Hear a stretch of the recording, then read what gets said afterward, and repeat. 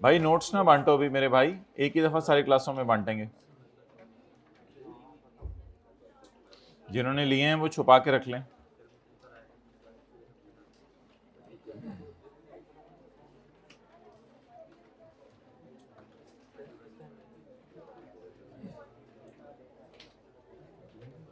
Income of joint owners, joint owners की income. तो कल हम क्लास में ये पढ़े थे कि अगर एक बंदा, दो बंदे अगर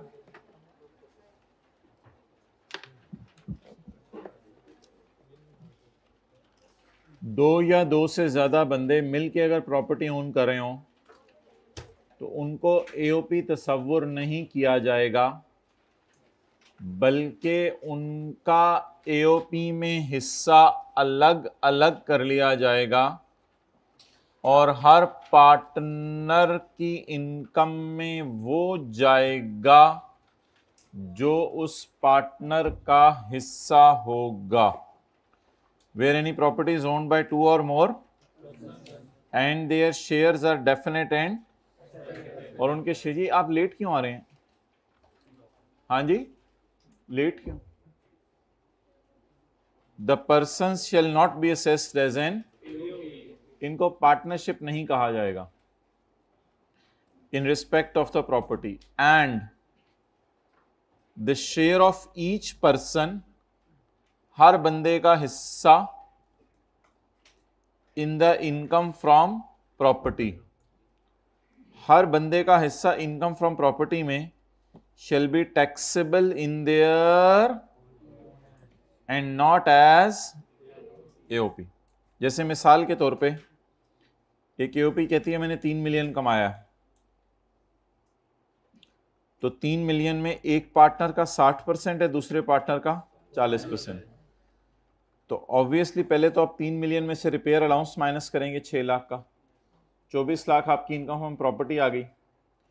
24 लाख का 60% एक पार्टनर को दे देंगे और 24 लाख का 40% दूसरे पार्टनर को दे देंगे। तो 60 और 40 करके दोनों में तकसीम कर देंगे।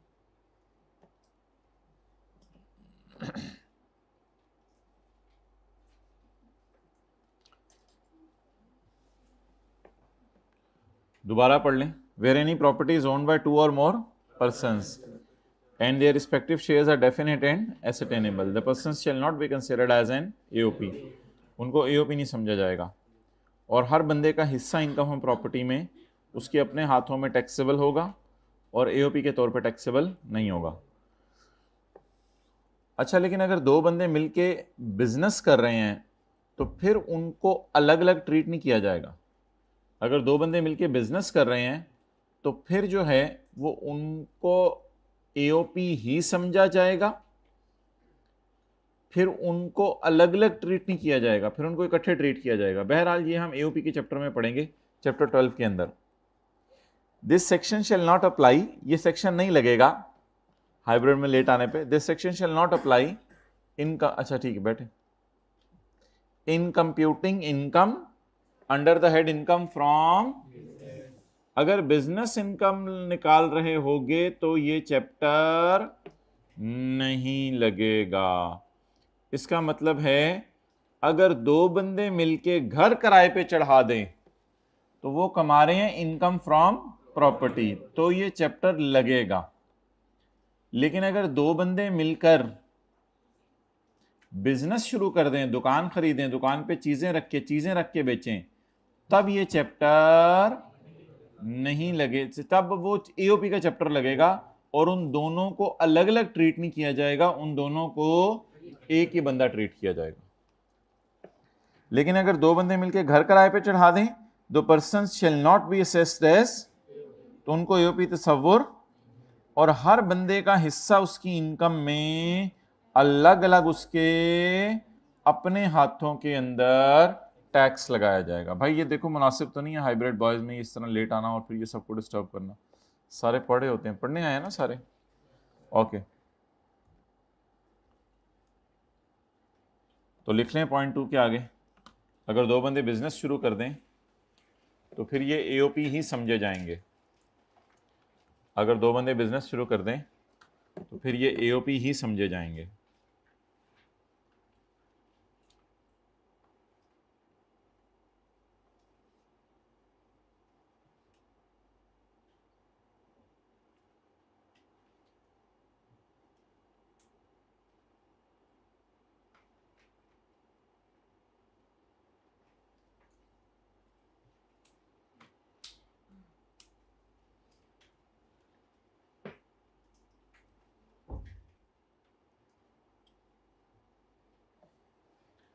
ओके, आगे आ जाओ यार, फिफ्थ रो में, फोर्थ रो में आ जाओ।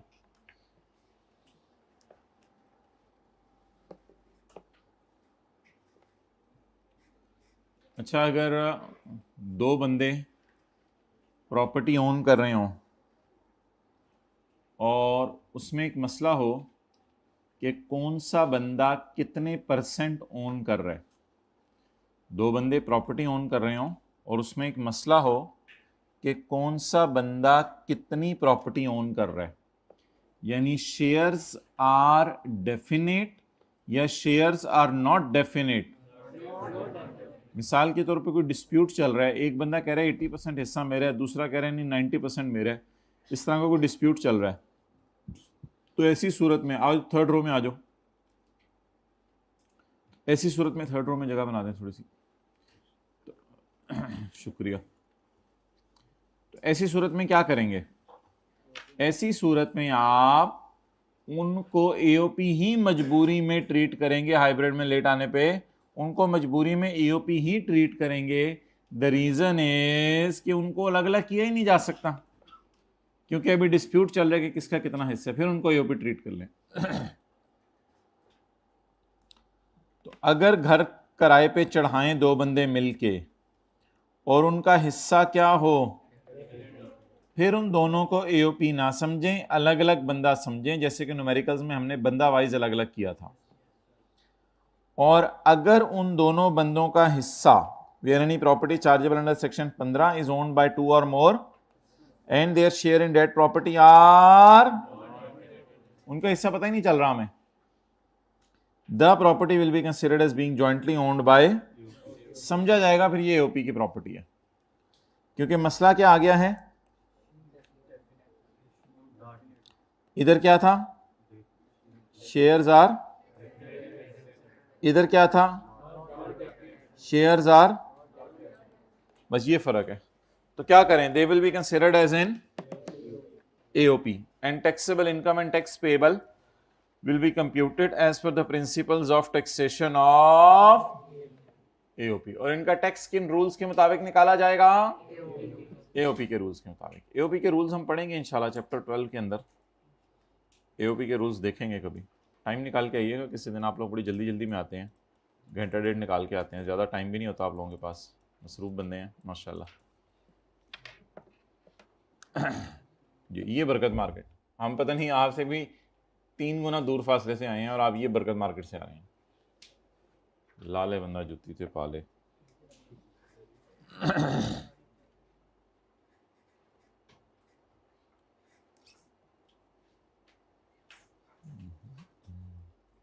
भाई नोट्स बांटते हैं तीनों क्लासों में, वीडियो पॉज करके हाइब्रिड में देखें भाई, एंड पे नोट्स पढ़े में।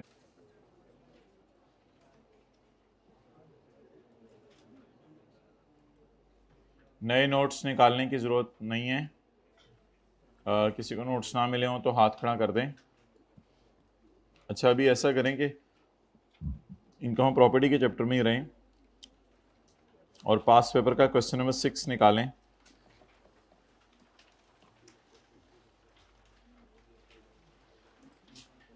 ABC Associates owns a building। ABC Associates, किसी के पास नोट्स ना हो हाथ खड़ा करें। ABC इस इन दोनों रोज में देख लें।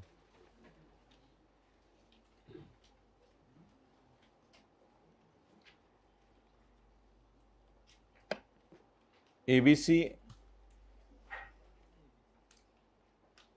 Associates owns a building। ABC Associate के पास बिल्डिंग है विच इज़ ऑन रेंट, जो इन्होंने रेंट पे दे दी है, और the following information is available, ये इंफॉर्मेशन उसने अवेलेबल की है आपको।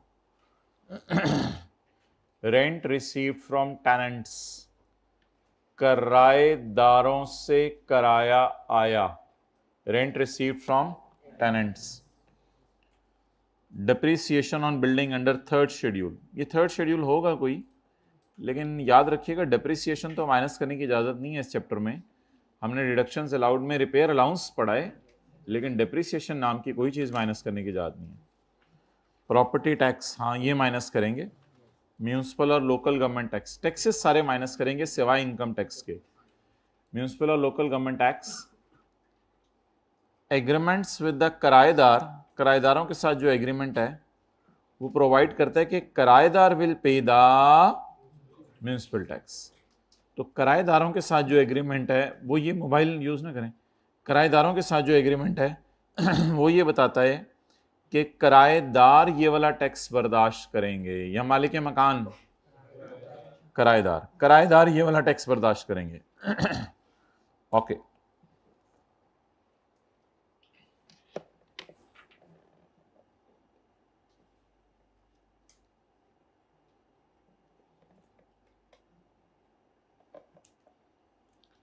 अच्छा, हमारा खर्चा कोई और बर्दाश्त करे, यानी कि कॉलेज के सिक्योरिटी गार्ड की तनख्वाह प्रिंसिपल साहब देने लगे, एक स्टूडेंट आया, उसने कहा नहीं नहीं नहीं नहीं नहीं नहीं नहीं नहीं नहीं आप ना दे, मैं देता हूं। अजीब सी मिसाल है ना, पॉसिबल नहीं। चलो हो गया, फर्ज करो हो गया, तो स्टूडेंट ने कहा नहीं नहीं नहीं नहीं मैं देता हूं।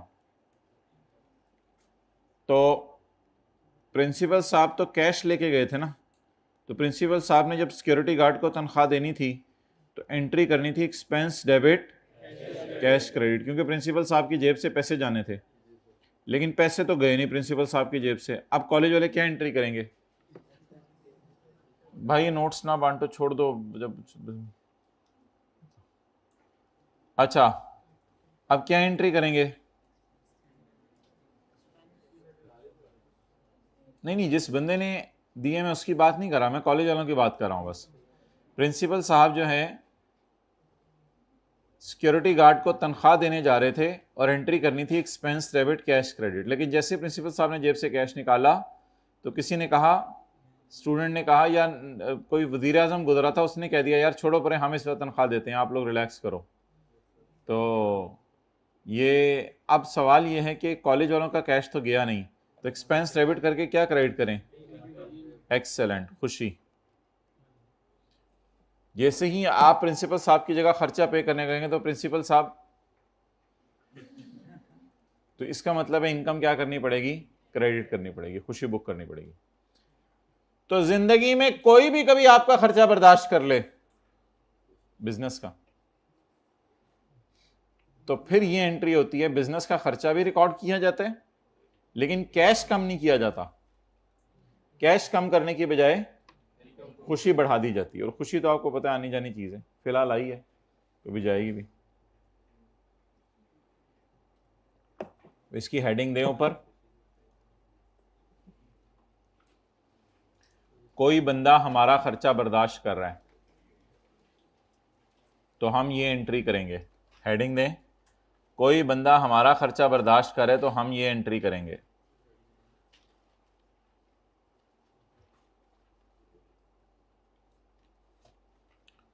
कोई बंदा हमारा खर्चा बर्दाश्त कर रहा है तो हम ये एंट्री करेंगे।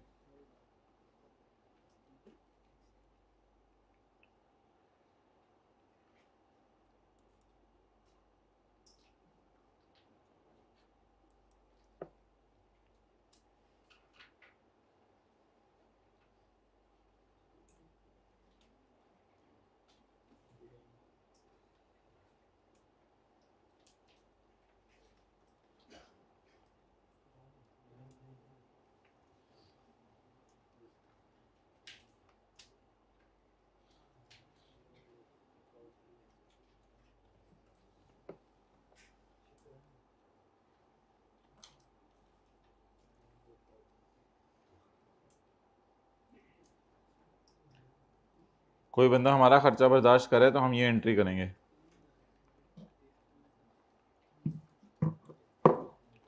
चलें जी आगे।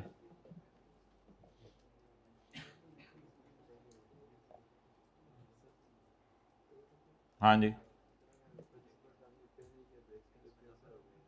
एक्सपेंस तो होगा, ज़ाहिर बात है, सिक्योरिटी गार्ड की तनख्वाह है, उसकी सर्विस नहीं इस्तेमाल की, तो सर्विस इस्तेमाल किया तो खर्चा तो बुक करेंगे।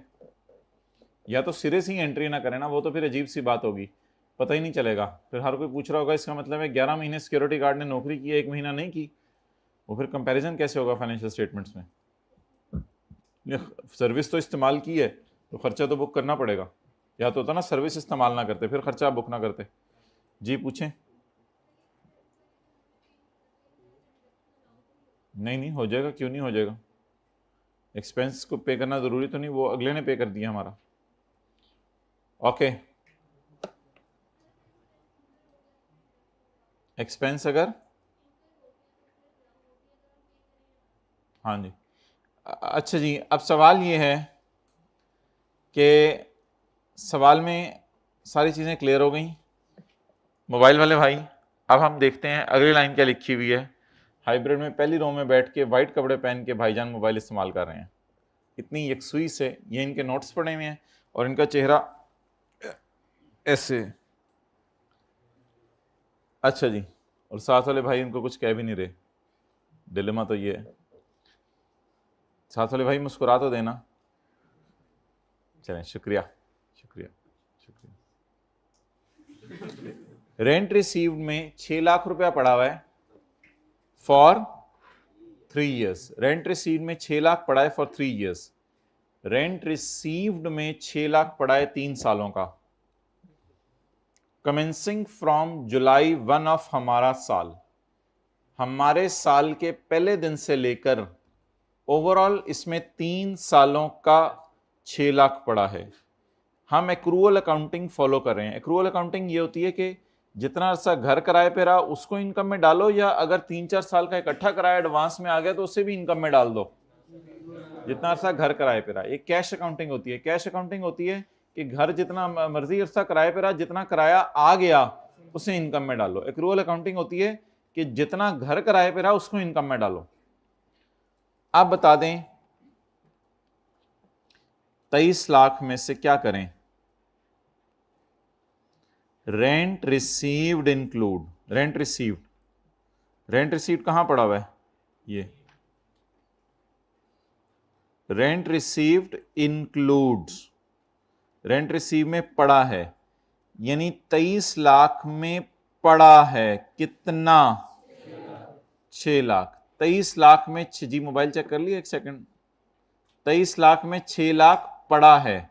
अब क्या करें? निकाल दें या पड़ा रहने दें? वो तो कहते हैं क्रूअल अकाउंटिंग यूज करनी है, जो पैसे आए वो इनकम में नहीं डालने, बल्कि जितना घर किराए पे रहा वो इनकम में डालना है। निकाल दें या पड़ा रहने दें? कितना निकाल दें? 6 लाख अगर निकाला तो उसमें हमारे साल का भी है, वो भी निकल जाएगा। क्या करें फिर? 4 लाख माइनस करने वाले हाथ खड़ा करें। ये कैसे पता चलेगा हमारे साल का है? रेंट में 6 लाख पड़ा है फॉर 3 ईयर्स, जो कि एडवांस में आ गया होगा। 6 लाख 3 सालों का पड़ा है। ये 3 साल शुरू हो रहे हैं हमारे साल के शुरू से। ये 3 साल शुरू हो रहे हैं हमारे साल के शुरू से। इसका मतलब है कि हमारे साल का भी इसमें पड़ा है। अगर 3 सालों का 6 लाख पड़ा है तो इसमें हमारे साल का कितना पड़ा है? पड़ा रहने दें, पड़ा रहने दें। हमारे बैग में हमारी चीज पड़ी हुई है, पड़ी रहने दें। तो रेंट रिसीव्ड में हमारे साल का किराया पड़ा हुआ है, पड़ा रहने दें। लेकिन कितना पड़ा हुआ है? 2 लाख, बाकी 4 लाख। अब 2 तरीके हैं आपके पास, व्हाटएवर यू मे लाइक।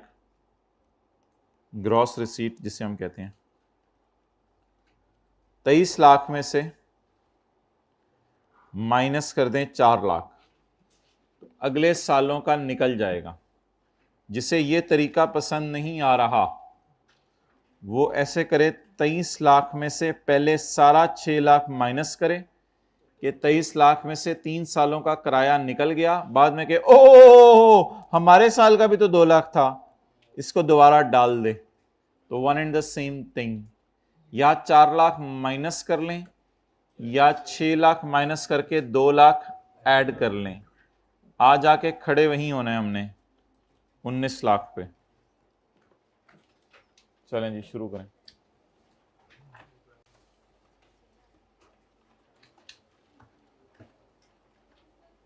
जी ऊंची बोलें। हम क्यों निकाल रहे हैं? सवाल में लिखा हुआ है कि हम एक्रूअल अकाउंटिंग फॉलो कर रहे हैं। एक्रूअल अकाउंटिंग कहती है कि जो किराया हमारे साल का है वही पड़ा रहे, अगले सालों का किराया अगर एडवांस में आ गया है तो उसे निकाल दें।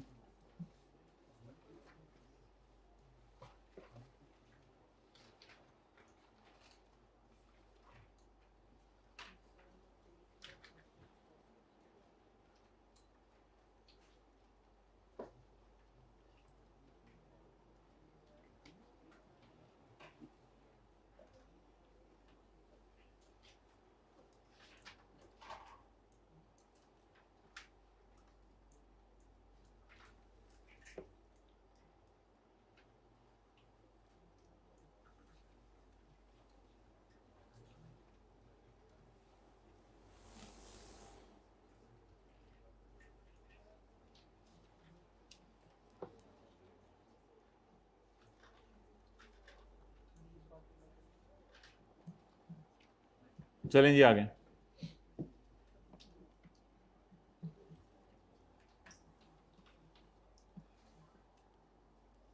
Less deductions.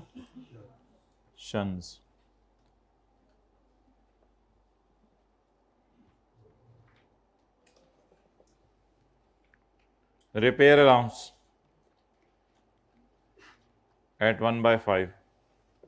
एक minute, sorry sorry sorry sorry sorry sorry sorry sorry sorry sorry sorry sorry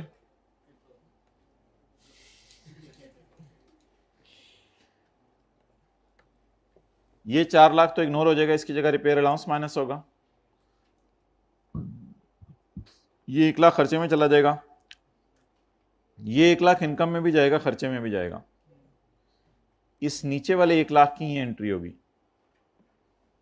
expense debit income, my expense borne by someone, मेरा खर्चा किसी और ने बर्दाश्त किया। वैसे करता तो कोई नहीं आजकल, लेकिन चलें, मेरा खर्चा किसी और ने add. Municipal tax borne by tenant, ये भी मुझे खुशी होगी। माय बच्चे will kill like anything, so municipal tax borne by someone.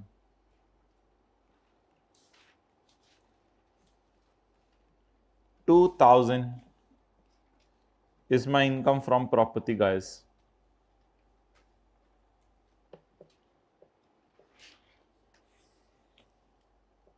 Okay, so let's deduct the repair allowance.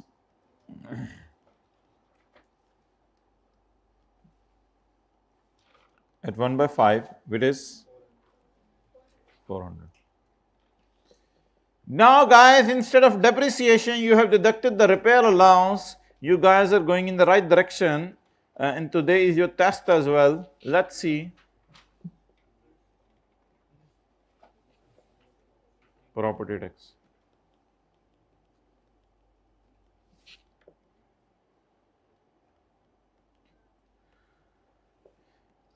इसको ऐड भी करना है और इसको लेस इसलिए करना है कि ये हमारा खर्चा है, और ऐड इसलिए करना है कि हमें देना नहीं पड़ा।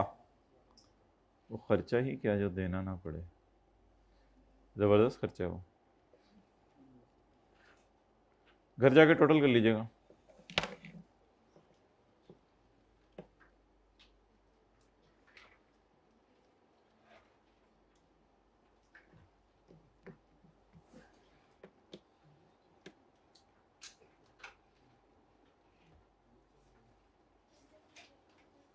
जी हाँ जी, कुछ भी नहीं करना, डेप्रिसिएशन की जगह रिपेयर अलाउंस माइनस करना है।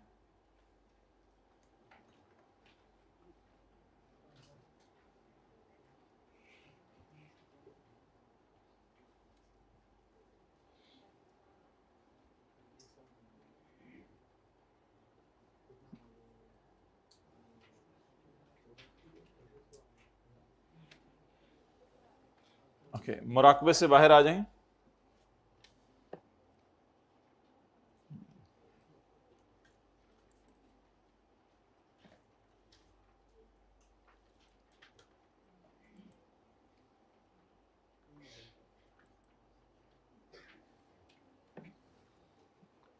ये सैटरडे को क्लास नहर वाले पुल पे कर लिया करते हैं, यहाँ पे करीब ही है, जिना हॉस्पिटल के पास है नहर वाला पुल। कौन कौन आ सकेगा जरा हाथ खड़ा करें, हाइब्रिड में भी हाथ खड़ा कर दें। नहर वाले पुल पे तो आ सकेंगे ना, ये करीब ही है।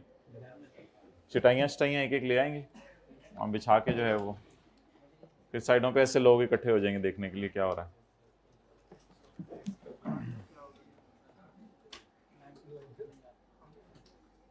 मेन्यू होगा पानी और NaCl। तो रेंट में 6 लाख पड़ा हुआ है, रेंट में 6 लाख पड़ा हुआ है 3 सालों का। वो 3 साल कब से शुरू हो रहे हैं? जुलाई 1 से ऑफ, हमारे साल के जुलाई 1 से वो 3 साल शुरू हो रहे हैं।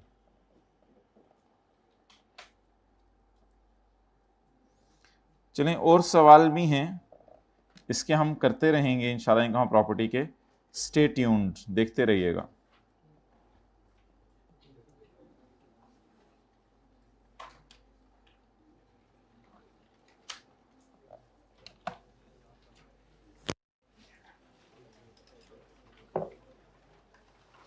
पहली क्लास थी, आप लोग आए थे, दूसरी तीसरी क्लास में बात चल पड़ी कि हेड्स होंगे income from property, capital gain, other source. था पैसे देख रहे थे, इनकम प्रॉपर्टी, घर किराए पे देना, आप याद कर रहे थे। इनकम प्रॉपर्टी मैंने बोला था घर किराए पे देना, घर में जाके आप सोच रहे थे घर किराए पे देना, घर किराए पे देना, और अब इनकम प्रॉपर्टी पढ़ के फारग भी हो गए, और फारग भी हो गए।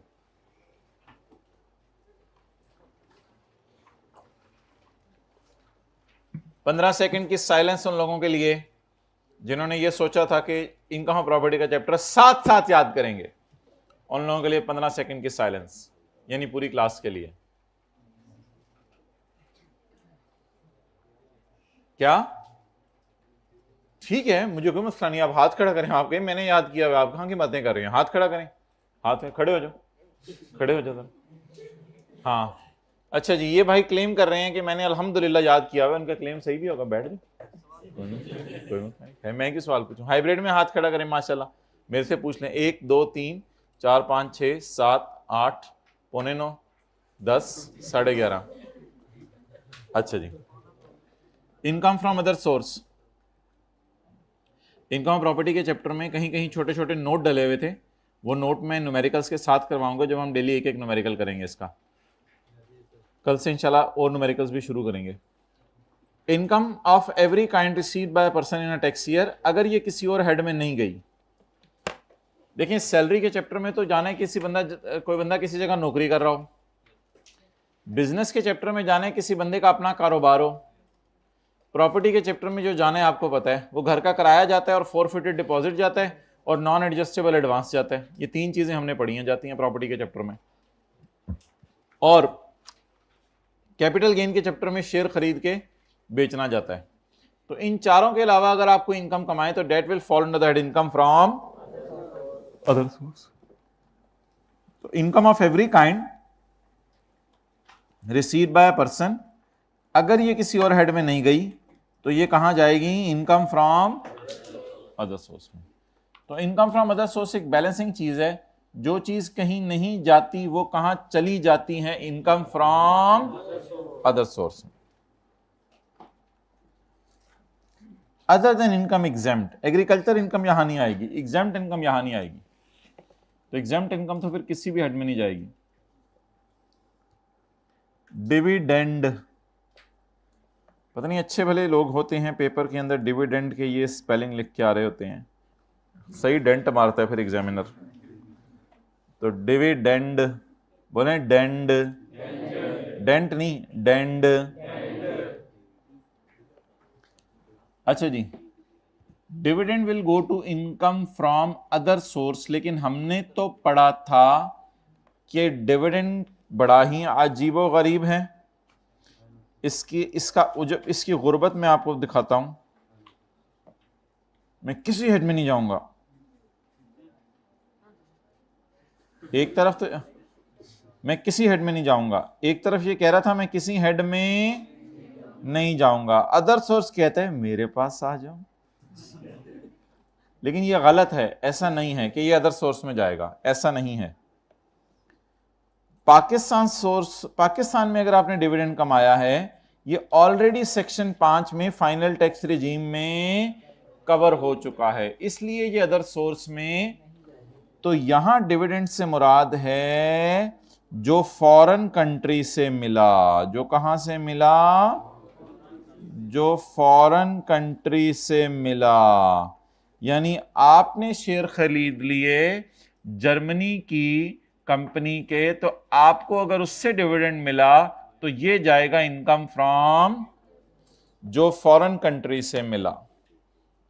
मैंने लिखा है यहां जो फॉरेन कंट्री से मिला।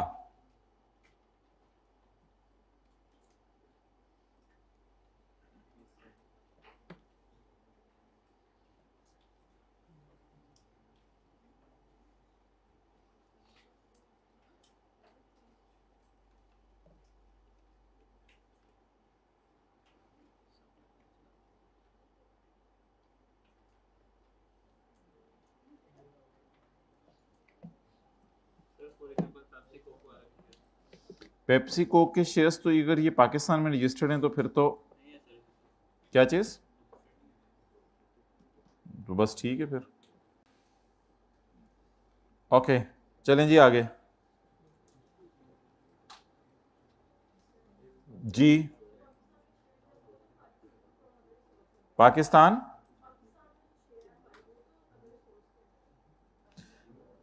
में जो शेयर खरीदे हैं हमने, उनका बेचना मैं फिर कभी आपसे डिस्कस करूंगा। पाकिस्तान में जो शेयर खरीद कर जो डिविडेंड आया है वो अदर सोर्स में नहीं जाएगा, उसके बारे में हम पढ़ाते हैं।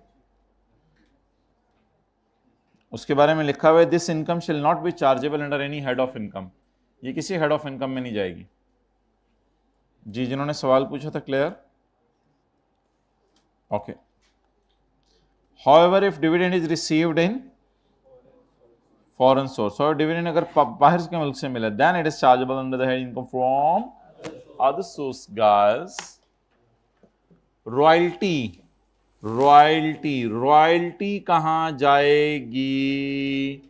रॉयल्टी जाएगी इनकम फ्रॉम, मुझे लीज के नोट्स सेंड करो, आज पढ़ाने हैं। रॉयल्टी इनकम फ्रॉम, रॉयल्टी होता है किराया आना। मिसाल के तौर पे आपने कोई बुक लिख दी, उसका किराया आ रहा है, या आपने कोई ऐसा काम कर दिया उसका किराया आ रहा है, तो ये रॉयल्टी की डेफिनेशन हम पढ़ेंगे चैप्टर 5 के अंदर। फिलहाल एक मिसाल काफ़ी है, आपने कोई बुक लिख दी, उसका किराया, उसका जो है पैसे आ रहे हैं बुक बेच के। इंटरेस्ट इनकम भी कहाँ जाएगी? बैंक से इंटरेस्ट इनकम आ रही है, इंटरेस्ट इनकम कहाँ जाएगी? इनकम फ्रॉम, लेकिन इसकी तफसील हम पढ़ेंगे सेक्शन 7B में। खामोश रहें जरा please, try to be in class. Point C करें, सी ऐसे करें जैसे मिर्चें खाई हैं।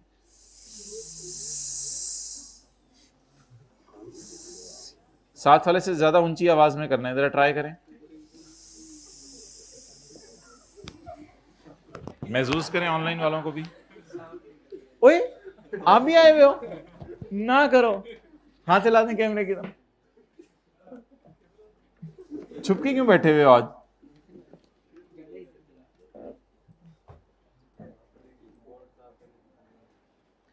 एक गाड़ी में 5 हाथी कैसे बैठेंगे? 3 पीछे 2 आगे। Okay, point C. अच्छा मोहतरम, अब एक सवाल अराइज होता है कि अगर किसी बंदे ने टैक्स पे कर दिया गलती से ज्यादा, ऐसे हो सकता है? किसी बंदे ने टैक्स पे कर दिया गलती से, उसने 20 मिलियन पे करना था, 28 मिलियन पे कर दिया, ज्यादा हो गई? चले होने दें। Anjum pay tax amounting to 28 million for 2016। Later on he realise that, बाद में उसकी बेगम ने उसको एहसास दिलाया, सरताज उठ, an excess payment of 8 million, तुमने 8 मिलियन की पेमेंट ज्यादा कर दी है मेरे सर के ताज। Therefore he filed a refund application, उसने बेगम को मोटरसाइकिल पे बिठाया और रिफंड एप्लीकेशन लेके एफबीआर पहुंच गया कि हम रिफंड अप्लाई करने लगे हैं। Tax authorities agreed to make the refund. ये तो खुशियों का ताल्लुक चीजों से नहीं है। कई दफा शोहर बीवी को देखे ऐसे गाड़ी का दरवाजा मार के गुस्से में जा रहे होते हैं कि शोर की बस हो जाती है सुन के आवाज, ये बीवी की बस हो जाती है, शोर इतने गुस्से में मार के, और साइकिल वाले बीवी मियाँ बीवी मजे से जा रहे होते हैं आपस में हंस, तो ये चीजों से नहीं है खुशियां। अच्छा आगे चलें। हाउएवर ताहम the refund was delayed, refund delay कर दिया किसने? टैक्स अथॉरिटीज ने। तो अपने अखलाक अच्छे रखिएगा, हर हाल में अल्लाह आपके मजे कराएंगे। However the refund was delayed by tax authorities, tax authorities ने रिफंड को क्या कर दिया? डिले। टैक्स वालों ने आपको कहा 8 मिलियन आप लेने आए हैं, हम आपका रिफंड कर देते हैं। एंड कौन mister Anjum receive 8.4 million, mister Anjum को 8.4 मिलियन मिला। इसमें 0.4 मिलियन जो है वो एडिशनल पेमेंट है ऑन डिलेड रिफंड। जमा कितना कराया था? 28 मिलियन। वापस कितना लेना था? 8। मिला कितना? इसमें इशारिया 4 इज लाइक डिलेड पेमेंट पर इंटरेस्ट। तो ये जो डिलेड पेमेंट पर आपको पेमेंट मिली है, that 1.4 will be your income from other source. मांगा कितना था? 8। मिला कितना? 8.4। इशारिया 4 कहां जाएगा? इशारिया 4 is in excess of 8 and will be treated as additional payment on and it is chargeable under the head income from, ये अदर सोर्स में चला जाएगा।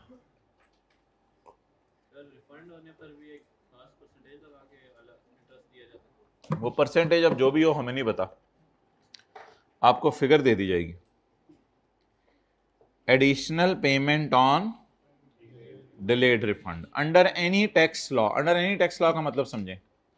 अंडर, अब बातें हाँ हाइब्रिड में हो रही हैं, एक बार समझा दिया हुआ क्लास हो रही है, बातें ना हो, समझदार लोग हैं, बार बार क्यों बताना पड़ता है। अच्छा, अंडर एनी टैक्स लॉ का मतलब बताएं। अंडर एनी टैक्स लॉ का ये जरूरी नहीं कि ये इनकम टैक्स ही आपको रिफंड हो सकता है आपने सेल्स टैक्स ज्यादा जमा करा दिया हो, वो रिफंड हो जाए। हो सकता है आपने कस्टम्स एक्ट में ज्यादा पैसे जमा करा दिए हो, वो रिफंड हो जाए। किसी भी लॉ में अगर आप ज्यादा पैसे जमा करवा दें और वो रिफंड हो जाएं, तो वो रिफंड होना बोलें कहां फॉल करेगा? इनकम फ्रॉम अदर सोर्स में। Additional payment on delayed refund under any tax law, किसी भी टैक्स लॉ के तहत। ग्राउंड रेंट,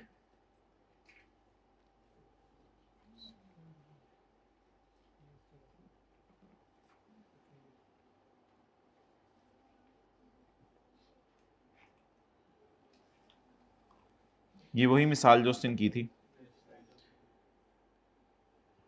वसीम अकरम के पास एक लैंड है, पीस ऑफ लैंड है, एज इट इज वही।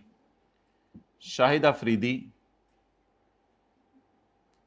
wants to construct a house on that land.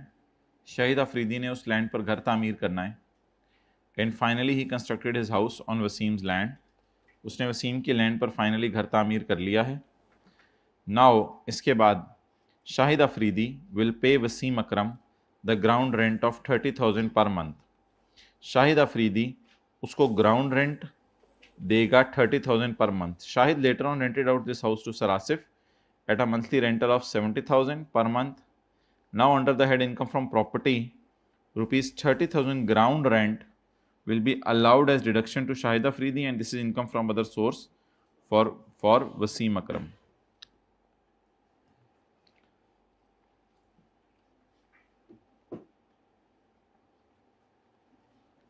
अच्छा, इसको ना अब ये वाला सारा शायद इरेलीवेंट है,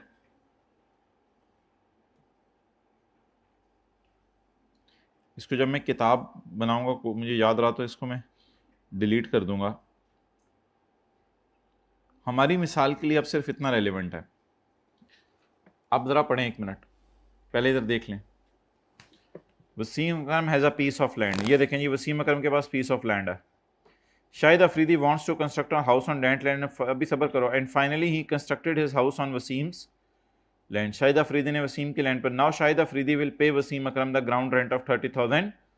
शाहिद अफरीदी उसको इसका 30,000 किराया देगा। शाहिद अफरीदी ने बाद में ये लैंड सरासिफ को दे दी, उससे कोई फर्क नहीं पड़ता। आगे चलें। Now rupees 30,000 is income from other source for, ये हमारी मेन बात है। Now rupees 30,000 is income from other source for Wasim Akram के लिए ये 30,000 is income from. Shahid Afridi के लिए ये 30,000 क्या था? एक्सपेंस था, डिडक्शन था। लेकिन वसीम अकरम देखें ना, वसीम अकरम को लैंड का किराया आ रहा है या पूरे घर का किराया आ रहा है? घर तो उसने बनाया ही नहीं, सिर्फ लैंड का किराया आ रहा है। तो जो वसीम अकरम को लैंड का किराया आ रहा है, ये उसकी कौन सी इनकम होगी? बस अब काट दें जो बाकी था, जो इररिलेवेंट है उसे काट दें।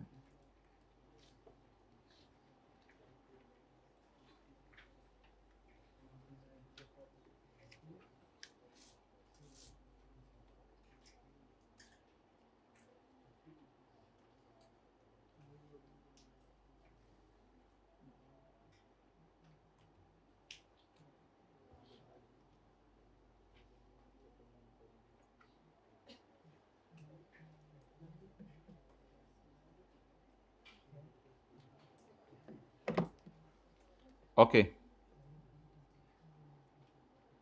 रेंट फ्रॉम सब लीज ऑफ लैंड और बिल्डिंग। रेंट जो आपको आया है बिल्डिंग को सब लीज पे देने से, इसकी एग्जांपल छोड़ दें, जरूरत हुई मैं खुद करवा दूंगा, फिलहाल इसको पढ़ने की जरूरत नहीं।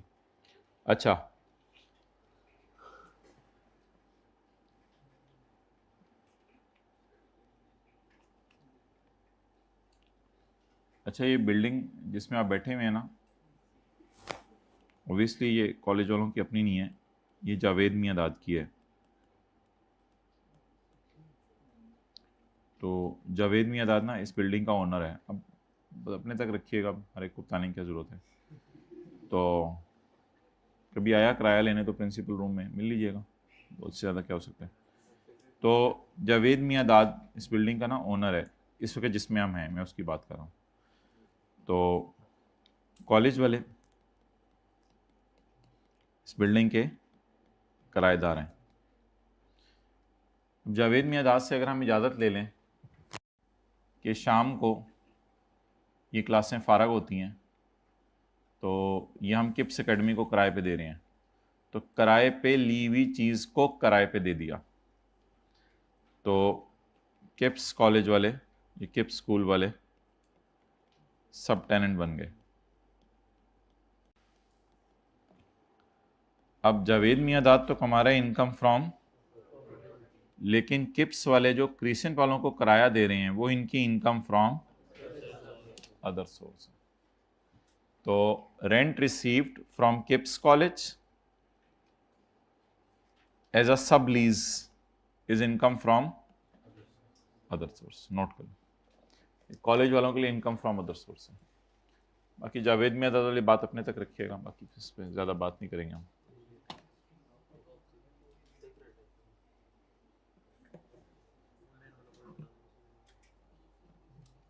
ऑनलाइन वाले तो वैसे ही घर में बैठे हुए हैं, उन्होंने तो किसी को बताना नहीं, उनकी टेंशन ही है।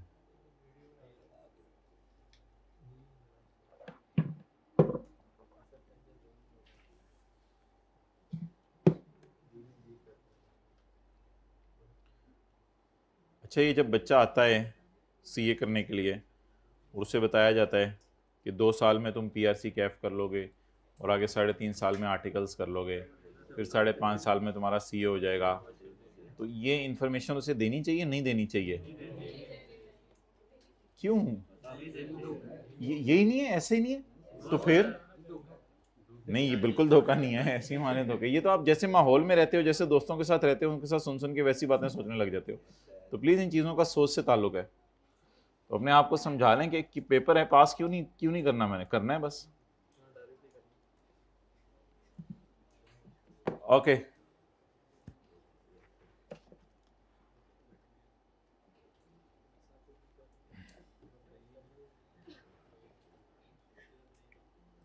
तो सब लीज की इनकम किसको आ रही है?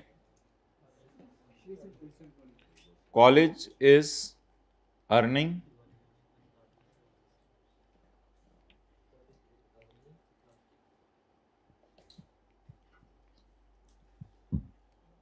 college is receiving rent from lease या rent from sublease? असल में ना बात वही है जो इनकम प्रॉपर्टी में पड़ी थी कि ओनर की जो प्रॉपर्टी होती है वो इनकम, ओनर की जो इनकम होती है वो इनकम प्रॉपर्टी होती है। क्या ये ओनर की है या किराएदार की है? तो किराएदार अगर किराया ले तो ये किराया उसका प्रॉपर्टी में जाएगा या अदर सोर्स में जाएगा? भाई उनको बता दो जरा, टीचर एक कप ऑफ टी चाह रहे हैं, टीचर नहीं क्लास में जो पढ़ा रहे हैं। Point number F, F for frog, नीचे देखें पांव के करीब, एफ फॉर फ्रॉग, पकड़े कभी? ऑपरेशन भी किया हुआ उसका, क्या क्या निकला था उसका, दिल ही आपने जो है वो तोड़ दिया था। हद होगी यार, खड़े हो जो। पॉइंट एफ, साथ वाले से पूछे मेंढक पकड़ा कभी? पॉइंट एफ, उस मेंढक के बच्चे भी थे, उन्होंने देख लिया था आपको। इनका अब तो वो बड़े भी हो गए होंगे, अभी तो प्लानिंग चल रही है उनकी। Income from lease of any building together with plant and income from property के चैप्टर में हमने कहा था अगर लैंड एंड बिल्डिंग को प्लांट एंड मशीनरी के साथ किराए पे दे दें तो इस चैप्टर से निकल जाओ। अदर सोर्स ने कहा आ जाओ, सुना है तुम्हें किसी ने निकाला है, आ जाओ हमारे पास आ जाओ, परेशान ना हुआ करो, हमारे पास आ जाओ।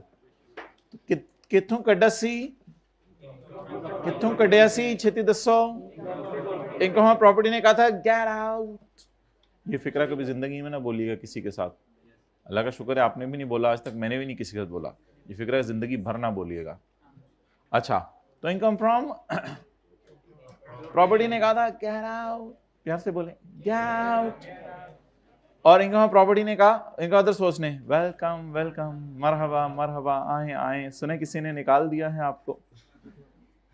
अच्छा जी, अच्छा आज ना क्योंकि आप लोगों ने एफएससी कर ली हुई है, आज हम एफए करेंगे।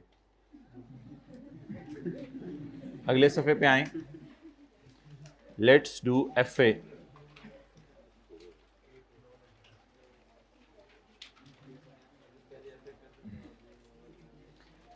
चाचू याद है आपको आपके? ये थे चाचू आपके जो एक्सरसाइज कर रहे थे, उछल कूद रहे थे। चाचू ने अगर हॉस्टल या फ्लैट्स या प्लाजा किराए पे दे दिया तो उसमें साथ चाचू रूम रेंट के अलावा और चीजों का किराया भी मांग रहे हैं। तो ये प्रॉपर्टी के चैप्टर ने कहा था यहां से जा, मरहबा मरहबा, आइए आइए आइए, सुने आपको किसी ने निकाल दिया है, हमारे दरवाजे आपके लिए खुले हैं। Income from providing amenities, utilities or any other service connected with the renting of building, लेकिन शर्त यह है कि बिल्डिंग के रेंट से ये कनेक्टेड हो, यानी बिल्डिंग किराए पे दी है इस वजह से ये किराया लिया जा रहा हो।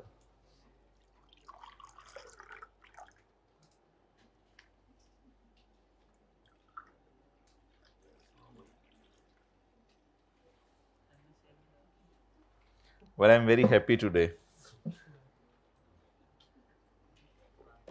Very, very happy.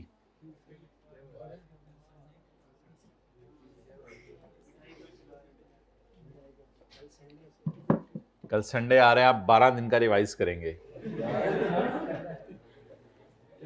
आपका फ्यूचर सिक्योर होने की तरफ जा रहा है। I am very happy in this regard. Point जी मौत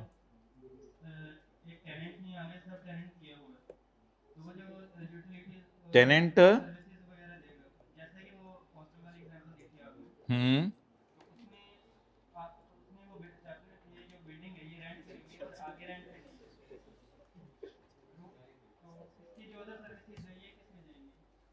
भी अदर सोर्स में चली जाएंगी, अदर सोर्स में ही चली जाएंगी वो भी। पॉइंट जी फॉर बकरी, एनी एनओटी और पेंशन। पेंशन तो वैसे हम पढ़ेंगे इनकम फ्रॉम सैलरी के चैप्टर में, क्योंकि जब आपको पता है एम्प्लॉय किसी जगह नौकरी करते करते रिटायर हो जाता है तो फिर एम्प्लॉयर उसको क्या देना शुरू करता है, पेंशन या टेंशन। पूरी जिंदगी एम्प्लॉयर टेंशन देता है और नौकरी खत्म होने के बाद पेंशन देता है। अच्छा, ऐसी बातें जो है ना किया करें, ना सोचा करें। अब लोग कहें एम्प्लॉयर टेंशन देते हैं तो पूरी जिंदगी लोग नौकरी ये सोच के करनी है एम्प्लॉयर ने तो टेंशन ही देनी है। बट ठीक है भाई, वो पैसे दे रहे, काम लेना है उसने, नहीं करना ना करे जाए। पॉइंट जिंदगी जरा रिलैक्स गुजारें, हल्की फुल्की। एक कान से सुना करें, दूसरे कान से निकाल दिया करें लेक्चर के अलावा। एनी एनओटी और पेंशन।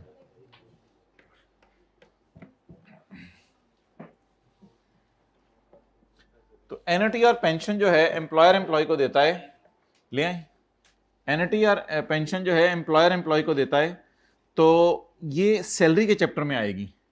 लेकिन कई दफा होता है एम्प्लॉयर के अलावा भी कोई बंदा पेंशन दे देता है, तो वो बैंक्स वगैरह देते हैं। वो कब देते हैं कभी देखेंगे, वो फिर इनकम फ्रॉम, बोलें बोलें बोलें, अगर एम्प्लॉयर पेंशन दे रहा है तो इनकम फ्रॉम सैलरी। अगर एम्प्लॉयर के अलावा कोई पेंशन दे रहा है इनकम फ्रॉम अदर सोर्स। पढ़ लेंगे नीचे वाला।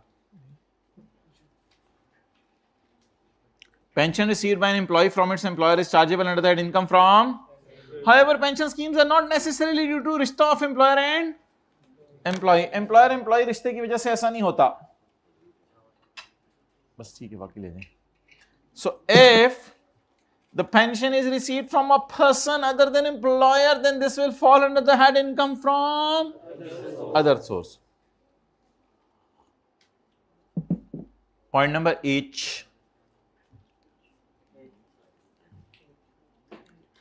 H for घोड़ा।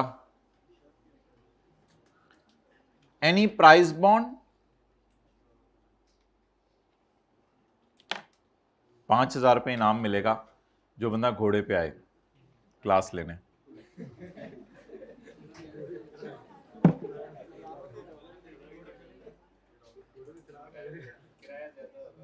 किराया ज्यादा नहीं होगा, 200 रुपये लेते हैं घोड़े वाले।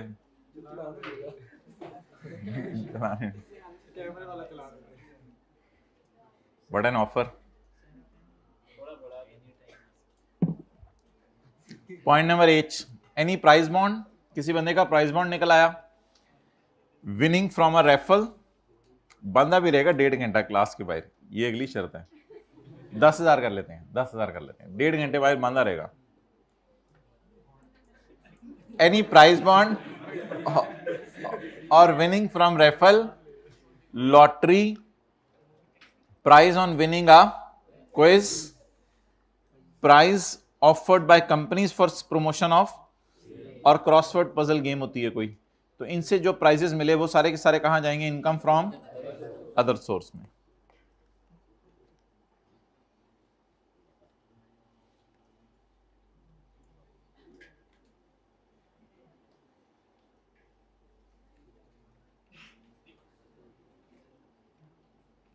ये क्या है, पंखा। सर्दियां हैं, चल नहीं रहा,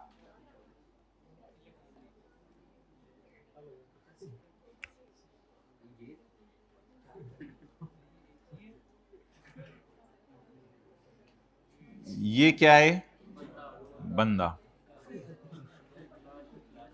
एकदम ऐसा हुआ कि जमीन अपने खजाने उगलने लगी, एकदम ऐसा हुआ कि जमीन अपने खजाने उगलने लगी।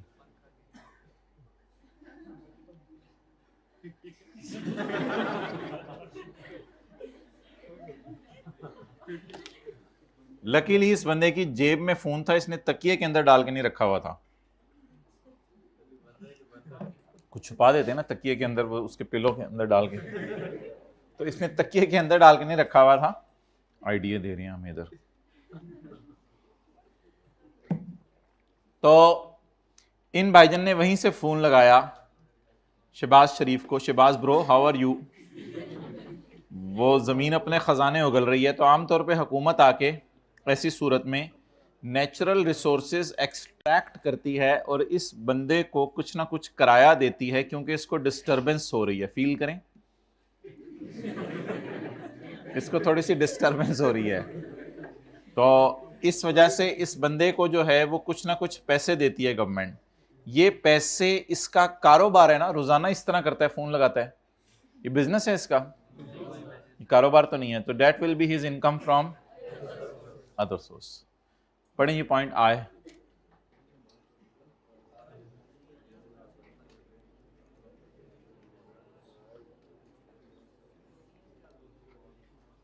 प्रोविजन होता है ना, प्रोवाइड करना, उसने अपना घर प्रोवाइड किया है, प्रोविजन प्रोवाइड करना होता है। आय,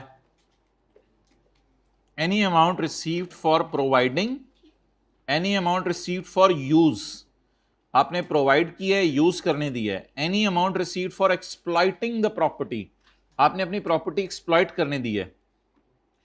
इसमें यह बात भी शामिल है कि आप राइट दे दें नेचुरल रिसोर्सेस निकालने का। एक दो दफा पढ़ लें। आमतौर पर इसमें होता है हुकूमत ले जाती है चीजें और कुछ पैसे आपको दे देती है किराया।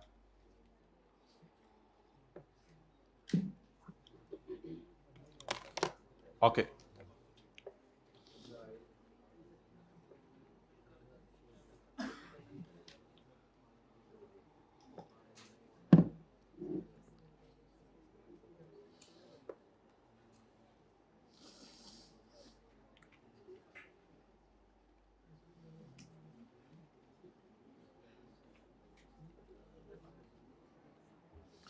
भाई ये एक लफ फिक्रा जो है ना, इसको अपनी जिंदगी का हिस्सा बना लें। कोई बात नहीं। अब आप पढ़े थे, किसी ने लाइट बंद कर दी, क्या कहने, कोई बात नहीं, आराम से फिर टॉर्च पे लगा के पढ़ लिया। हो सकता है रूममेट ने सोना हो ना, हो सकता है उसने सोना हो। ये प्यार मोहब्बत से उसको समझा दिया, मैं इस टाइम तक पढ़ता हूँ, तुम भी रूटीन। लेकिन ये कि लाइट बंद करे, हो लाइट बंद, शर्म नहीं आती अपने दिमाग के ऊपर, टेंशन होती है। तो कोई भी मसला हो जाए, आप थके हारे लेटे हैं, सोने लगे हैं, एकदम किसी ने पाँव पे आगे पाँव रख दिया, क्या कहना है, बाहर निकल कमरे से जरा, बताता हूँ। चीख मारनी है नहीं, क्या कहना है, कोई बात नहीं। चाय पीने लगे, किसी ने चीनी दबा के डाल दी, क्या कहना है, कोई बात नहीं। इस तरह जिंदगी गुजार, बहुत जल्दी बुजुर्ग बन जाएंगे, मैं सीरियसली कह रहा हूँ। सब्र करने वाला तो अल्लाह की मदद है उसके साथ में, और क्या चाहिए पीछे। तो इसको जो है ना अपनी ज़िंदगी का ज़रा हिस्सा बना लें। अच्छा, लेकिन खुद गड़बड़ करके अगले को नहीं कहना कोई बात नहीं। कुछ लोग ये भी करते हैं, खुद गड़बड़ करते हैं, अगले को कहते हैं कोई बात नहीं। खैर, बच्चे बहुत तेज हैं आजकल के, उनसे बर्तन टूट जाते हैं, बाद में कहते हैं कोई बात नहीं अम्मी।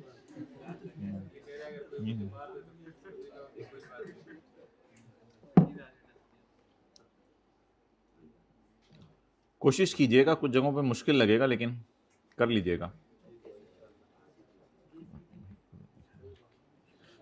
कोई बंदा आया, उसने आके ऐसे आपकी बाइक के अंदर बाइक मारी, गाड़ी में गाड़ी मारी, क्या करेंगे। मैं ये नहीं कह रहा उससे पैसे ना लें, ये नहीं कह रहा कोई बात, लेकिन पहले उसको जरा हो, कोई बात नहीं यार, खैर है, हो जाता है। पता नहीं आप, पता नहीं वो किस मेंटल स्टेट में आया हो, क्या हो, वो बेचारा उसका पीआरसी का रिजल्ट आया हो, वो परेशान। हर बंदा एक मेंटल स्टेट से गुजरा होता है ना, उसके अंदर ही उसने शौक से तो नहीं मारा उसने, फिर प्यार मोहब्बत से उससे पैसे लेने हैं तो, लेकिन ज़रा ठंडा कर दें पहले। ये नहीं, साइड पे आओ नहीं कहना, साइड पे आओ, ये अजीब बंदा है यार, साइड पे आओ, ज़रा सड़क से साइड में आओ। यही तो बातें होती हैं यार। खुदा के लिए आप लोगों को नहीं बदलना है। ये तकरीबन जो 200 बंदा बैठा हुआ है, ये काफ़ी है लाहौर को बदलने के लिए। मैं सीरियसली बता रहा हूँ, ये जो बैठा हुआ है ऑनलाइन डाल दें तो पूरा पाकिस्तान बदल जाना है।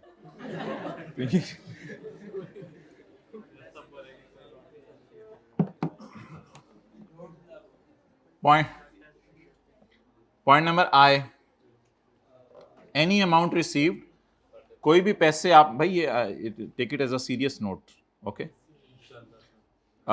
Any amount received for provision of property for use of property और exploitation of property including the grant of right to explore, natural resources निकालने का राइट भी आपको दे दिया, तो ये भी आपकी जो है वो इनकम फ्रॉम अदर सोर्स है। पॉइंट जे पढ़ें और आई और जे में फर्क बताएं।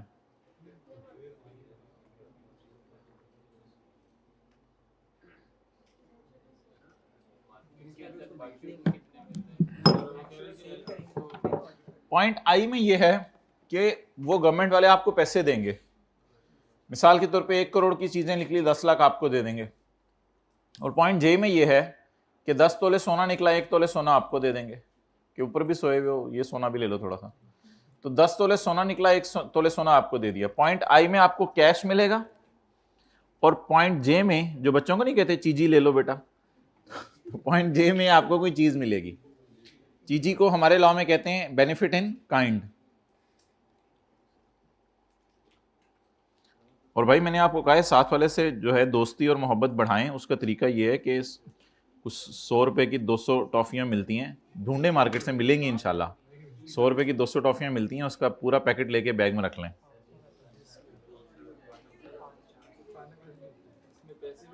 मिलती हैं मैं इंशाल्लाह ढूंढ के खुद आपको दूंगा। पॉइंट नंबर, इसमें नहीं, पॉइंट आई में अमाउंट मिलेगी, पॉइंट आई में क्या मिलेगी, और पॉइंट जे में fair market value of benefit received. Benefit मिल रहा होगा आपको, गोल्ड मिल रहा होगा, सिल्वर मिल रहा होगा, डायमंड मिल रहा होगा। Fair market value of benefit received for providing for use और फॉर एक्सप्लॉइटिंग एनी प्रॉपर्टी।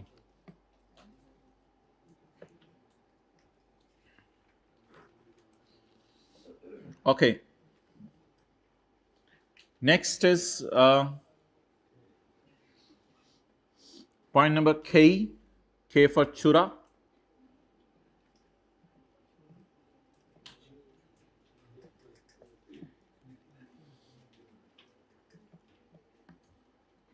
अच्छा मोहतरम, अगला ये सवाल है कि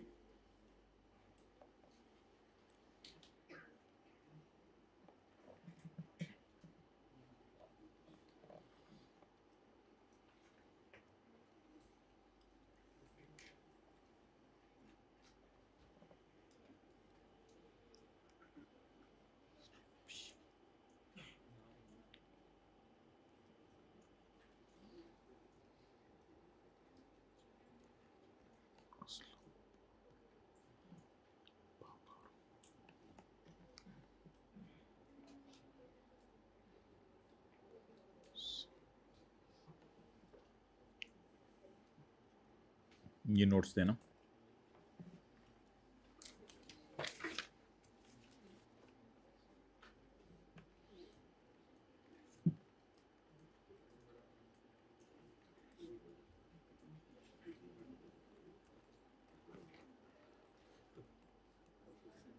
मिस्टर असलम साहब हैं, वो एक दुकान में हैं, और ये दुकान शायद असलम की अपनी नहीं है, तो किसी की दुकान है, उसका ये किराया वगैरह देते हैं। बहरहाल फ़िलहाल उसके कब्ज़े में है, मैं ये कह सकता हूँ ये दुकान इस वक्त असलम के कब्ज़े में है, असलम इसको यूज़ कर रहा है। बाबर आया, बाबर ने आके कहा असलम ये दुकान बड़ी ज़बरदस्त लोकेशन पे है, कोने वाली दुकान है, आप यहाँ पर लैपटॉप बेच रहे हो कई सालों से, बहुत अच्छी बात है, लेकिन मैंने यहाँ पे जो है वो समोसे की दुकान लगानी है अपनी, तो खुदा के लिए यहाँ से निकलो। तो असलम ने कहा यार तुम मालिक के मकान से भी बात कर लो, तो मैं उसे मना लूँगा इंशाल्लाह, मैं कई सालों से इस दुकान में रह रहा हूँ, ये दुकान मेरी नहीं है, लेकिन मैं ये अड्डा अपना छोड़ नहीं सकता। तो बाबर ने उसको कहा असलम ज़रा साइड पे आना, असलम भाई साइड पे चले गए बाबर के साथ। तो बाबर ने कहा बेटा ये 6 लाख ले लो, छोड़ दो दुकान, मेहरबानी तुम्हारी। असलम ने कहा मैं तो पहले ही तैयार था, काफ़ी अरसे से सोच रहा था मैं दुकान छोड़ दूं, मेरा दिल ही नहीं लगता था इधर, तो बहुत अच्छा ये मेरी मोटरसाइकिल की टैंकी में रखवा दो 6 लाख रुपया, तो मैं जो है वो फिर निकलता हूँ। तो अब बाबर ने असलम को कितने पैसे दे दिए? 6 लाख रुपए। ज़रा अटेंटिव ऊपर रह के क्लास लें। बाबर ने असलम को 6 लाख रुपए दे दिए।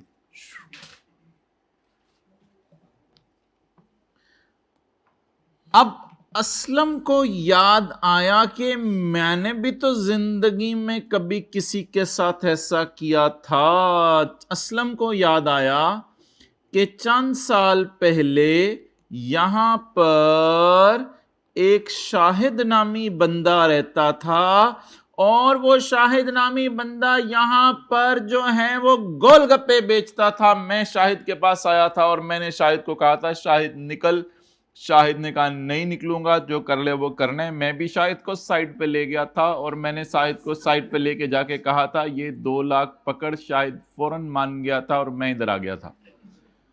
तो वो जो असलम ने शाहिद के साथ चंद साल पहले किया था, आज वो असलम के साथ खुद हो गया। तो उस वक्त महंगाई नहीं थी, 2 लाख में मान गया था शाहिद। अब असलम 2 लाख में नहीं माना, बाबर ने असलम को 6 लाख देके मनाया। तो ये जो मनवाने के पैसे मिले किसको मिले? बाबर ने असलम को कहा मान जा, असलम ने कहा नहीं मानता। बाबर ने कहा 6 लाख ले मान जा, असलम ने कहा मान गया। तो ये जो असलम को 6 लाख मिले, तो ये असलम की इनकम फ्रॉम अदर सोर्स है। असलम की इनकम फ्रॉम, क्योंकि इनफ्लो इसको हो रहा है। लेकिन लॉ मेकर ने थोड़ी सी छूट दे दी कि असलम तुम वो 2 लाख जो तुमने हिस्ट्री में कभी पे किया था ना 2, 4, 6, 10, 20 साल पहले, ये इसमें से माइनस कर लो। तो असलम जो तुम्हें 6 लाख मिले उसमें से 2 लाख माइनस करो और 4 लाख को 10 सालों में होली होली इनकम में डाल लो, क्योंकि ये अमाउंट कई दफा बहुत ज्यादा होती है तो एकदम टैक्स देना पड़े बंदा परेशान हो जाता है। और ये कोई रिफंडेबल टाइप अमाउंट नहीं है, वो जो कल कहानी पढ़े थे वो कुछ और थी बिल्कुल। तो ये दुकान छुड़वाने का पैसा है, पगड़ी कब्जा छुड़वाने का पैसा, जिसे कब्जा छुड़वाने का पैसा है। तो इस पैसे को कहते हैं कंसिडरेशन फॉर वेकेटिंग द पोजेशन। पैसे दिए आपने कब्जा छुड़वाने के लिए, तो that will be income from other source for Aslam. तो इस साल की इनकम फ्रॉम अदर सोर्स कितनी होगी? 40,000। अगले 10 साल तक यही 40,000 इनकम में ऐड होता रहेगा। नोट कर लें। फिर मिसाल पढ़ते हैं।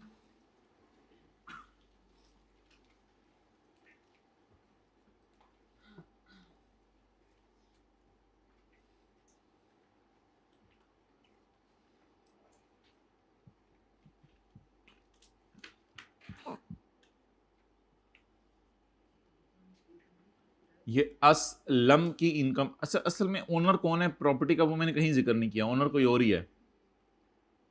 समझ लिया, एक किराएदार दूसरे किराएदार को पैसे देके छुड़वा रहा है।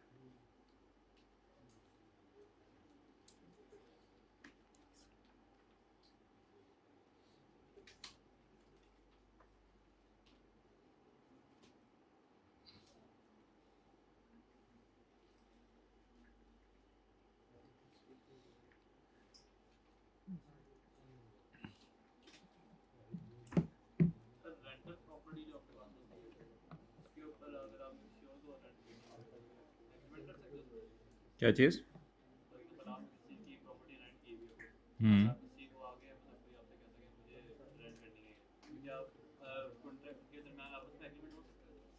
हाँ हाँ कोई मसला नहीं। पढ़ें जी पॉइंट नंबर खे।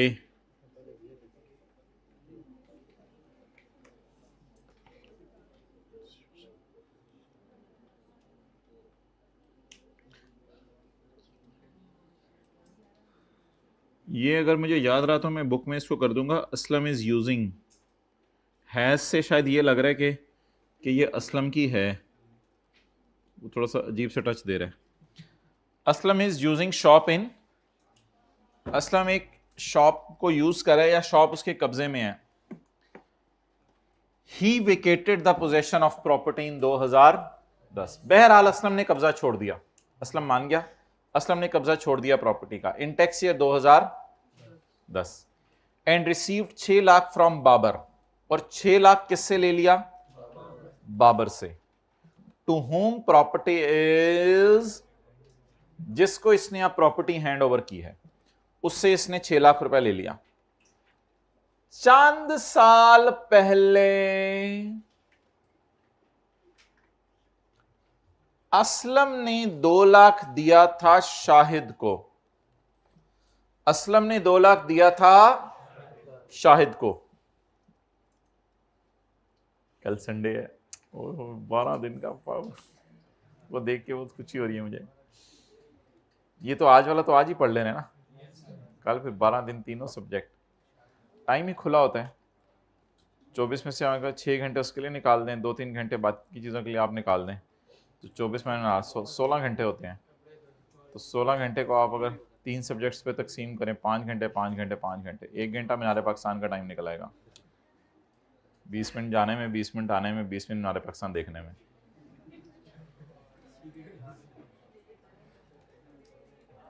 पाँच घंटे टेक्स्ट चैप्टर 4 और कामयाबी क्यों नहीं आपके कदम चूमेगी? कामयाबी will certainly kiss your feet.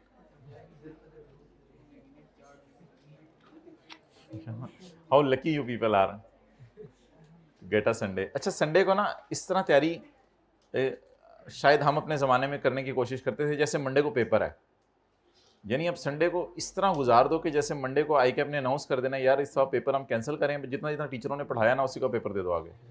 तो इस तरह को मंडे को कोई ऐसे समझे कोई एक्स्ट्राऑर्डिनरी कोई अनाउंसमेंट होनी है आई कैप की तरफ से। इस फीलिंग के साथ कौन पढ़ सकता है? सोच के हाथ खड़े कीजिएगा, बूंगी नहीं मारनी। इस फीलिंग के साथ कौन पढ़ सकता है कि मंडे को शायद पेपर है? 2, 2.5, 3, 4 हाइब्रिड में 5, 6। इस बाकी 7 वाले को जगाएं, पुत्र तू क्यों नहीं पढ़ सकता? तुझे क्या मसला है? 7 वाले से पूछें तुझे क्या मसला है? अच्छा भला लग रहा है तू देखने में, तैयार ऐसे होके आता है जैसे।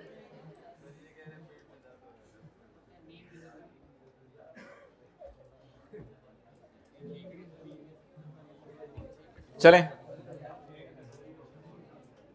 पढ़ लें यार खुदा के लिए,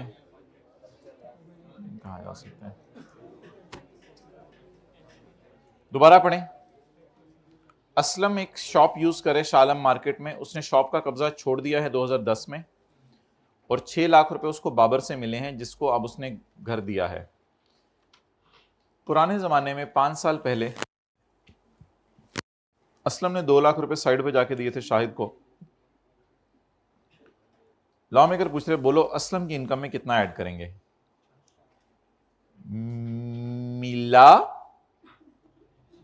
मिला माइनस गया था divided by is equal to 40 is his income from other source. Okay guys, I wish कि मुझे ज्वाइनिंग हैंड राइटिंग आती। ओके गाइस, अब हर गाय पॉइंट के पे आए। Point number K, any amount received by a person, person से मुराद कौन है? Aslam. Any amount received by Aslam as a consideration, बदले में। किस बदले में? फॉर छोड़ना द कब्जा ऑफ इमारत। एनी पैसे मिले असलम को बदले में फॉर छोड़ना द कब्जा ऑफ इमारत। इसमें से मिन्हा कर दें, माइनस कर दें, इसमें से माइनस कर दें वो पैसे जो मिले या जो दिए थे। रिसीव कितने हैं? पे कितने किए थे? Paid by the person. वो कब पे किए थे? To acquire the possession of, or part there of, ये बिल्डिंग का कुछ हिस्सा।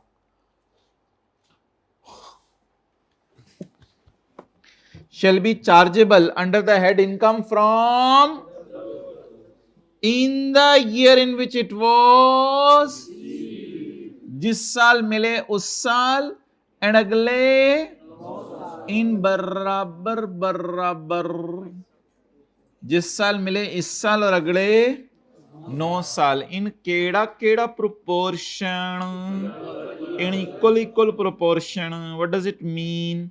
टोटल कितने सालों में इनकम में जाएगा? 10 सालों में इनकम में जाएगा।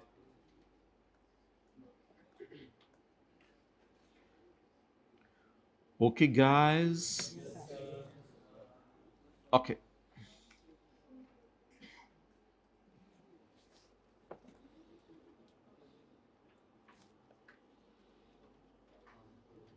दोबारा पढ़ें। कोई भी पैसे जो आपको मिले एज अ कंसिडरेशन, कोई भी पैसे जो आपको मिले एज अ कंसिडरेशन फॉर छोड़ना द कब्जा of building, reduced by any amount paid by the person. इसमें से माइनस क्या कर दें? जो अमाउंट आपने क्या की है? पे की है। टू एक्वायर द कब्जा of building shall be chargeable under that income from other source in the year in which it was, and the following 9 in whole whole.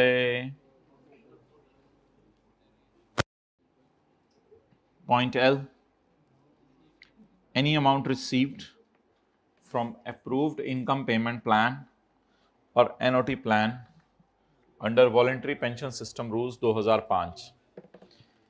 ये वैसे हम चैप्टर 6 के अंदर डिटेल से पढ़ेंगे इस बारे में, लेकिन बस एक फिक्रा है उसको याद कर लें।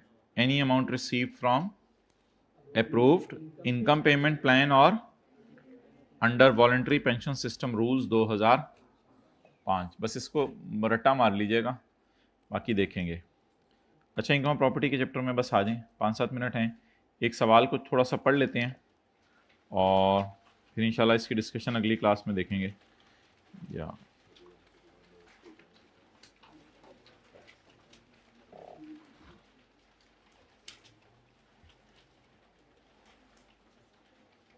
Question number 14,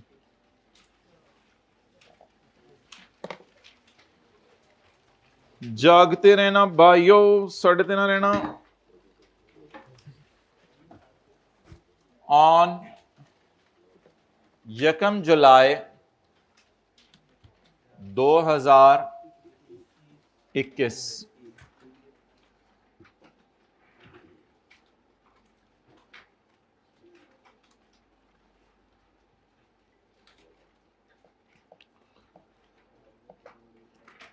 Farrukh borrowed ₹8 lakh. Farrukh ने बोरो किए ₹8 million from Sitara bank limited.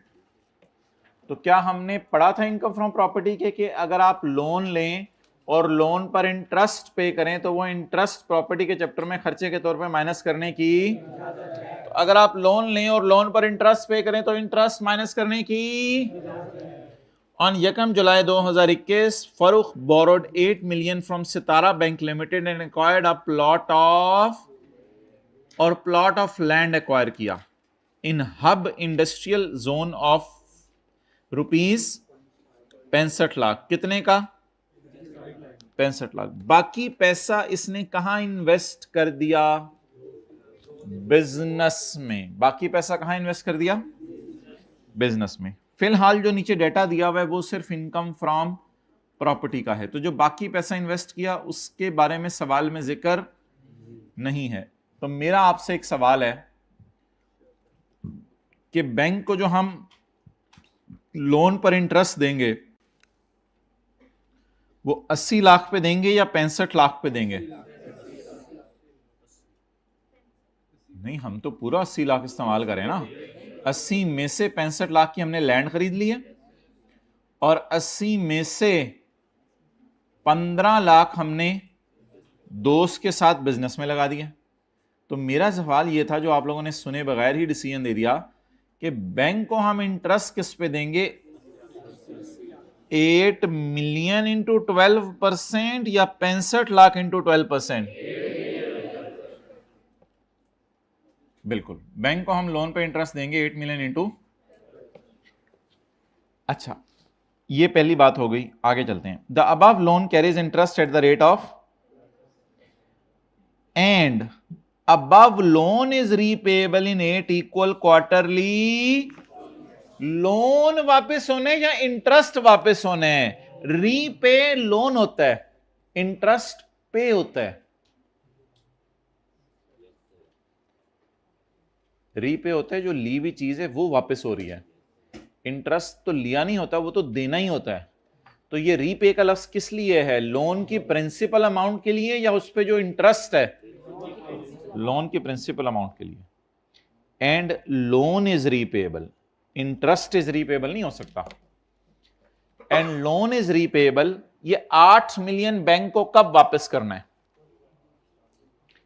इन 8 सालों में नहीं, इन 8 इक्वल क्वार्टरली, 2 सालों में। क्वार्टर साल में कितने आते हैं? 4। तो 8 क्वार्टरली पेमेंट्स करनी है। तो व्हाट डज इट मीन? 2 सालों में बैंक को ये लोन वापस कर देना है। अब एक और फड्डा आएगा कि फिर लोन पे जो इंटरेस्ट निकालना है, अगर हमारे साल लोन वापस हो रहा हुआ तो वो फिर थोड़ी सी कैलकुलेशन एक हो जाएगी मजे की, कि देखना पड़ेगा कितना लोन इस साल वापस हुआ और कितना लोन रह गया। लेकिन वी आर वेरी लकी, सवाल में एक लाइन लिखी हुई है, ये लोन वापस होना शुरू होना है अगले साल से, क्योंकि हमारा टैक्स ईयर क्या है? 30/22 और अगला 30/23, और वो शुरू कब होने? 1 जुलाई 22 से। तो and it is repayable in 8 equal quarterly instalment starting from, बोलें तो क्या हमारे साल कोई रीपेमेंट हुई या हमारे साल हमारे कंधों पे बोझ 80 लाख ही रहा? तो शुक्र है इस लाइन का हमारे सवाल पर कोई इंपैक्ट नहीं होगा, क्योंकि हमारे साल में कोई रीपेमेंट ही, अगर हमारे साल में 80 लाख में से कुछ पे हो जाता, मेरे ख्याल से इक्वल लिखा हो ना, तो 80 लाख 8 क्वार्टर्स में पे होने, तो एक क्वार्टर में 10 लाख पे होता, तो 80 लाख में से अगर 10 लाख पे हो जाता तो फिर 70 लाख रह जाता। फिर वो एक थोड़ी सी मुश्किल सी कैलकुलेशन बन जानी थी, वो कभी करेंगे। फिलहाल 80 लाख लिया है इस साल, और वापस कब से करना शुरू करना है, इसलिए कोई टेंशन नहीं इस लाइन की, पूरे सवाल में इस लाइन का कोई इंपैक्ट नहीं होगा। तो आप लोग काटने की बजाय इस तरह लिख सकते हैं, नो इंपैक्ट इस ब्रैकेट का, क्योंकि वापस कब होना शुरू होगा? अगले साल से।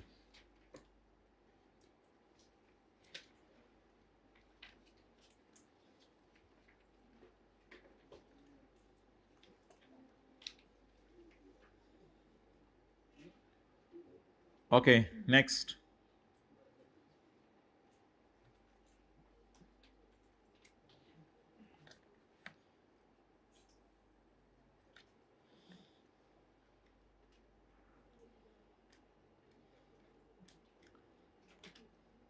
On 1 August 2021, Farrukh decided to sell the plot of land to Zulfiqar motors. इसने डिसाइड किया कि प्लॉट को बेच दें। कितने का? और उसका डिपॉजिट कितना आया? ऑन 15 अगस्त फरूख ने कब्जा कर लिया उस पैसे के ऊपर, क्योंकि जुल्फिकार ने कहा कि आप मेरे पास प्लॉट खरीदने के पैसे, ये पता नहीं आपको याद है कि नहीं याद, फॉरफिटेड। चलें छोड़ें इस सवाल को, अब इंशाल्लाह कल इकट्ठे पढ़ेंगे अगली क्लास में।